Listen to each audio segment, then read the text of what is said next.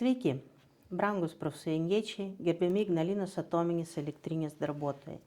Šiandien pirma dalis laidų ciklo dėl kol kas pagrindinių, manome, 3 Ignalinos atominė elektrinė aktualijų, o būtent tai yra struktūros pakeitimai. Kodėl būtent dabar, kaip mūsų dangus neįtin ramus, švelniai tariant, visgi darbdavys tarsi buldozeriu stumia organizacinę struktūrą. Kam tai naudinga? Antras dalykas tai yra infrastruktūriniai projektai, gal ir neįtin stambus, bet visgi projektai ir abejotinos mes laikom reikšmės projektais, kam tai reikalinga, kam tai naudinga.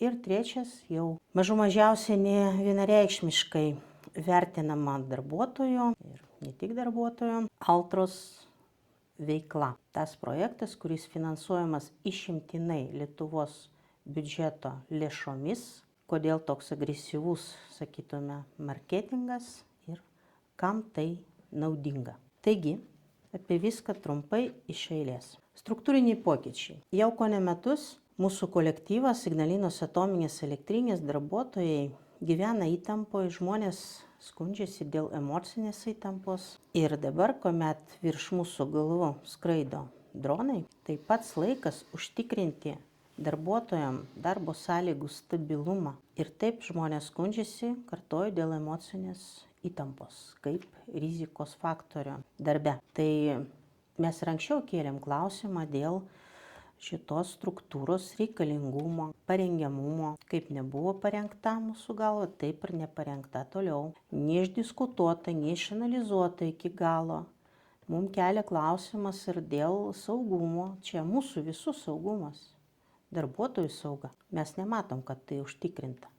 Bet visgi darbdavys dabar tokiom dienom, kai atrodo reikėtų sustatyti kitus prioritetus, sakau, stabilumo, saugumo, visgi stumia buldozeriu. Taip sakant, atsiprašau, gal pat šumok. Kitas dalykas tai yra prioritetai. Kas turi būti dabar, tai sustatyti tikslingai prioritetai. Mūsų prioritetas tai yra Ignalinos programos įgyvendinimas, tai yra Ignalinos atominės elektrinės eksploatavimo nutraukimas, kaip mūsų Lietuvos įstojimo į Europos Sąjungą sąlyga.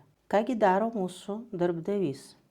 Ant kiek čia suinteresuota valdyba, parodys laikas, gal trumpas laikas. Aš kalbu apie infrastruktūrinius projektus. Mes sakom, kol kas švelniai išsireiškiu, abejotinos reikšmės ir reikalingumo projektai. Kaip pavyzdys, trimituoja darbdavys, kad išardė 650 metrų bėgių. Dežaviu kažką primena. Vienoje strateginėje įmonėje Lietuvos geležinkeliuose mes jau matom, mūsų kolegos profsąjungiečiai teigia, kad tai yra ilgalaikės galimai pasekmės savo laikų optimizacijų, struktūrinių pokyčių ir panašiai, kad vagonai šiandien nušoka nuo bėgių. Tai aš noriu pabrėžti, kokie prioritetai. Nereikia daug proto, kad išardyti bėgius, parduoti ir trimituoti, kad mes generuojam pajamas. Gal to ir reikia, bet Europos komisijos prioritetas ne tas. Europa, Lietuva, Europos komisija iš mūsų laukia kito, o būtent didesnio dėmesio pagrindiniam projektams. Bet apie tai šiek tiek vėliau. Taip sakant, viščiukus skaičiuoja rudenį. Taigi ir galų gale Altros veikla pastaruoju metu vis garsiau kalba. Mes matom, kad jau keli šimtai tūkstančių eurų tam projektas, ne projektas, pavadinimas, ne pavadinimas. Žmonėm klausimų daug, atsakymų mažiau. Taigi kelia vis labiau abejonių. Tai kieno palaimintas tas projektas? Mums sako, kad nauda, čia architektai, atominiai architektai ir panašiai, žodžiai gražus. Gal po 100 metų jie bus labai aktualūs. Šiai dienai mes kalbam apie Lietuvos biudžeto, mūsų mokesčių mokėtojų lėšų panaudojimą išimtinai, kadangi Europos komisija šitą projektą nefinansuoja. Ignalinos atominė elektrinė RBMK tipo reaktorius uždaromas, tas projektas ir mes ieškom, tai yra ne mes, mūsų darbdavys, ieško mažųjų modulinių reaktorių eksperto.